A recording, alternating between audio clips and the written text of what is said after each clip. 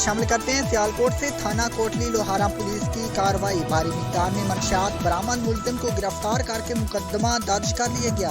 مزید تفصیلات جانتے ہیں سیالکوٹ سے علی عمران کی اس رپورٹ میں۔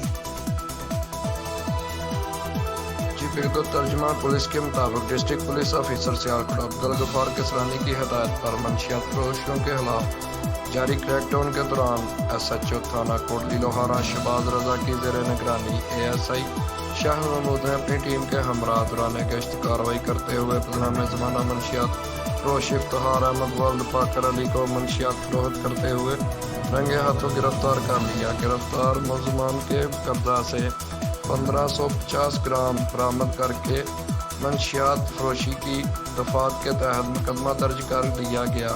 ایس ایچ او شہباز رضا کا کہنا ہے کہ سیالکوٹ کو شہر پسند اور منشیات فروشوں عناصر سے ہر صورت پاک کیا جائے گا، اور آپ نے عوام الناس سے اپیل کی کہ وہ گھنونے جرم میں ملوث لوگوں کی نشاندہی کرے تاکہ انہیں کیفر کردار تک پہنچایا جا سکے۔ سیالکوٹ پولیس عوام کی جان و مال کے تحفظ کے لیے ہمہ وقت مصروف عمل ہے۔ کیمرہ مین ٹیم کے ساتھ علی عمران، نمائندہ سٹی 5 نیوز، سیالکوٹ۔